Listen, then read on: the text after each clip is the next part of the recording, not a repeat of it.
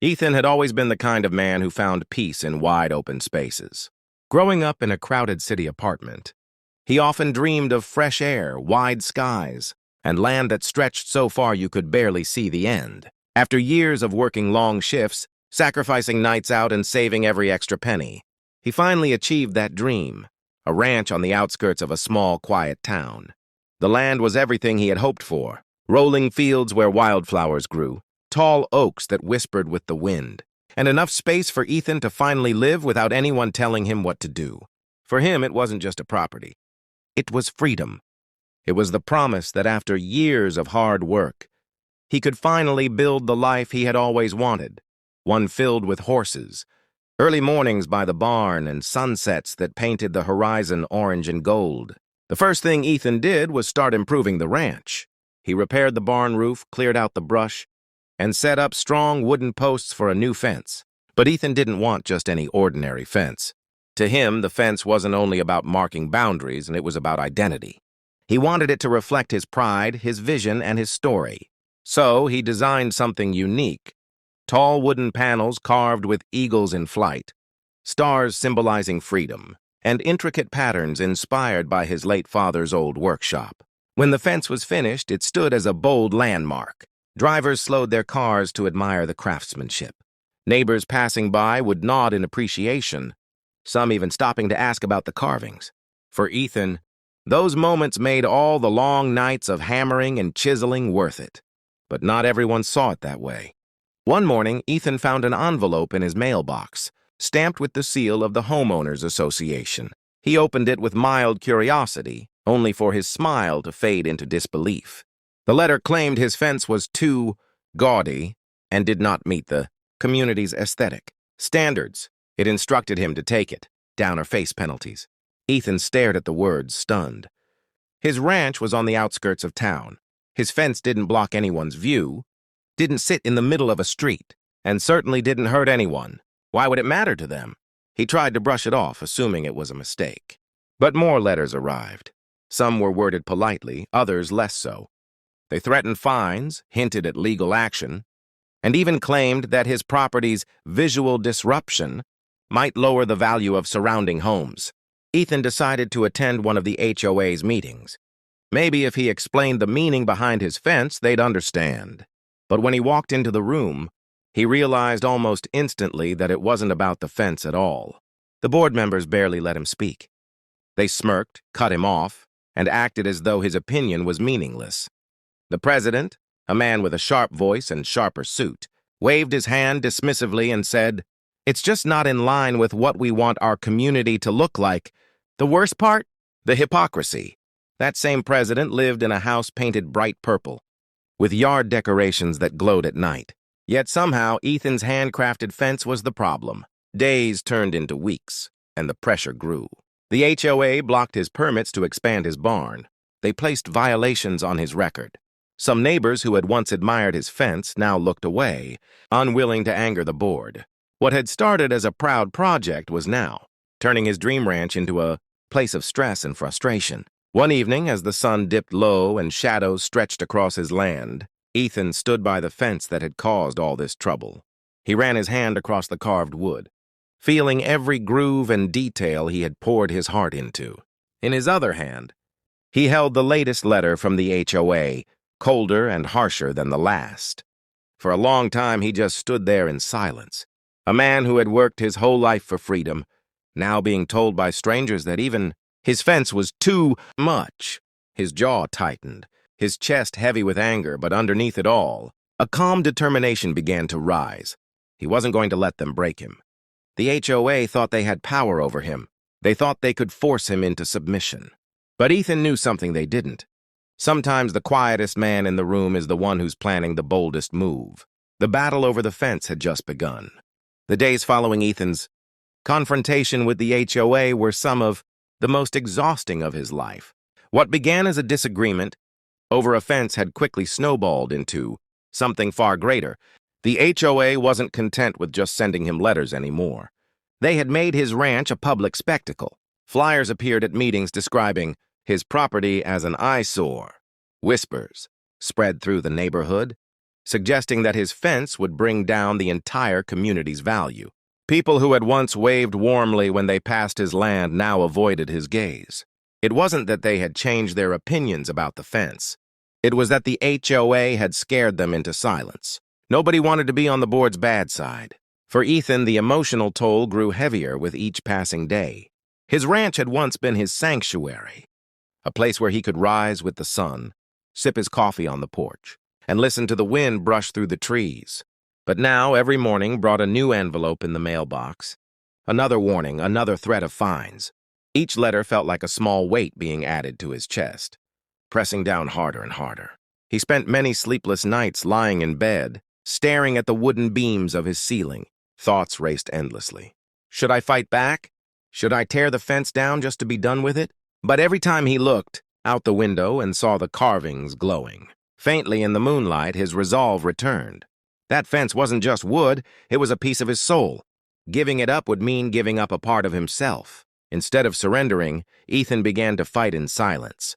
He stopped attending HOA meetings where the board cut him off and ridiculed him. Instead, he turned his attention to research. If they wanted to play by rules, then he would learn every rule in the book.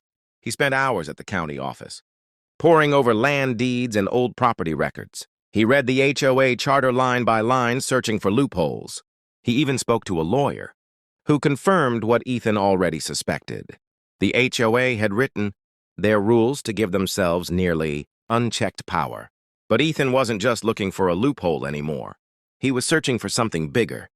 Weeks passed, and one late afternoon, after hours of reviewing dusty maps and forgotten files, Ethan noticed something unusual. The road leading into the HOA community, the only paved access connecting their homes to the main highway, wasn't actually owned by the decades earlier. When the land had been divided, that parcel had been sold separately. Ethan's hands trembled slightly as he traced the faded ink on the document. If they don't own the road, then who does? His heart pounded as he followed the trail. After more calls and visits, the answer became clear. An older couple, living out of state, still held ownership of that road. They had inherited it years ago, never really thought about it, and were now considering selling it before moving closer to their grandchildren. Ethan couldn't believe what he was hearing.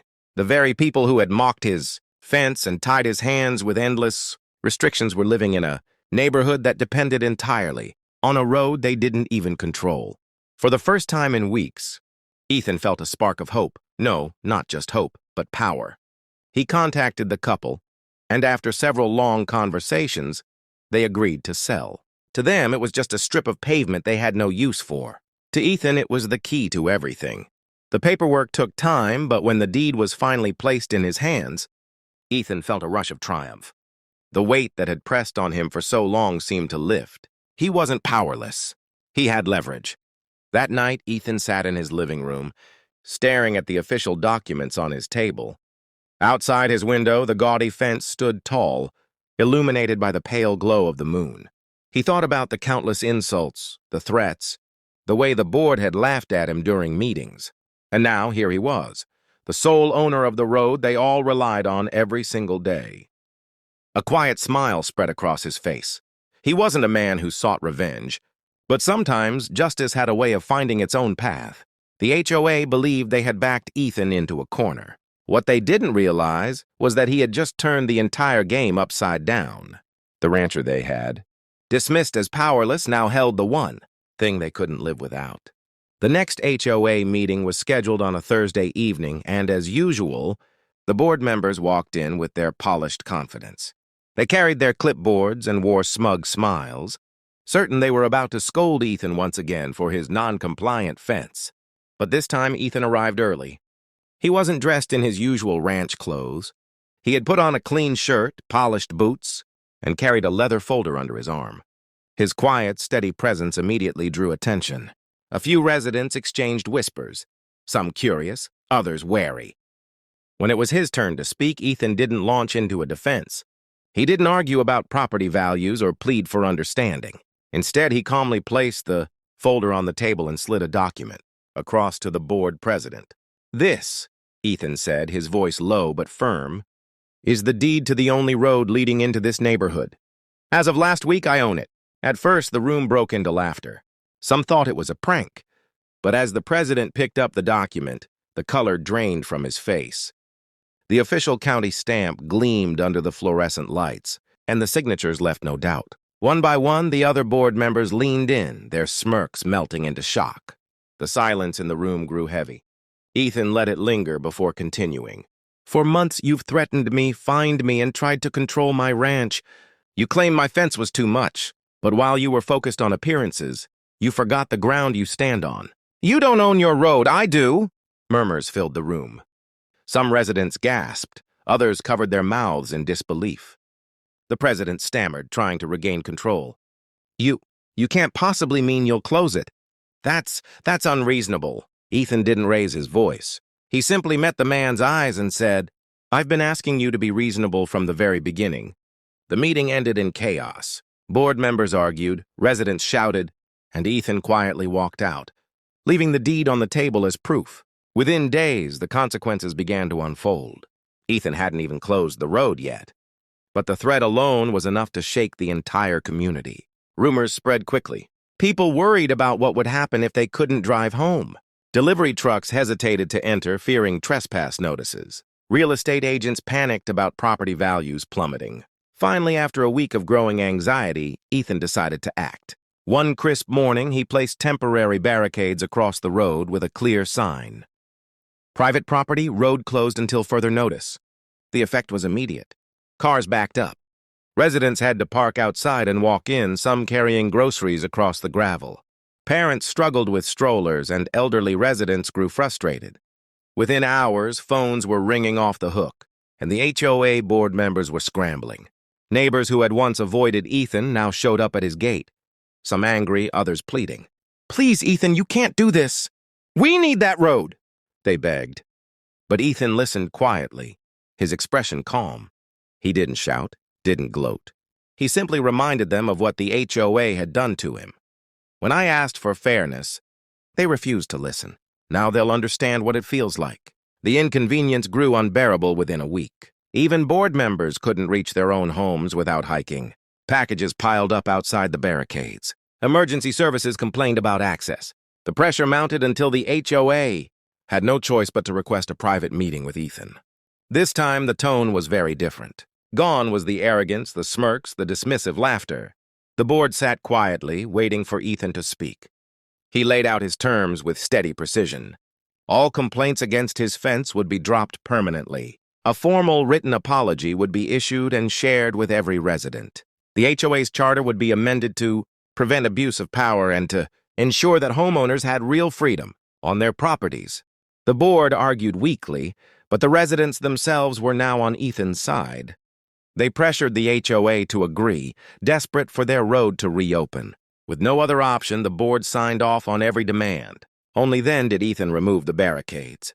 Slowly, cars rolled through again, and life in the neighborhood returned to normal. But nothing felt the same. The residents no longer looked at Ethan as just a stubborn rancher. They saw him as the man who had stood his ground and reminded everyone that power can shift in unexpected ways. One evening, after the dust had settled, Ethan walked out to his fence. The sun was dipping low, painting the carvings with a golden glow. The same fence that had once been called too gaudy now stood as a symbol of victory, not just for him, but for every homeowner who had ever felt bullied by unfair rules. He ran his hand along the wood, feeling the grooves he had carved with such care. It wasn't just decoration anymore. It was a banner of resilience, a reminder that freedom and fairness were worth fighting for. Ethan didn't seek revenge. He sought respect. And in the end, he had earned it. Not through anger, but through patience, strategy, and quiet strength. The HOA had tried to silence him. Instead, they had awakened a man who refused to be broken. And now, every time someone passed that fence, they didn't see an eyesore. They saw a story of a rancher who turned the tables, owned the road beneath their wheels, and proved that sometimes the quietest man in the room holds the loudest victory.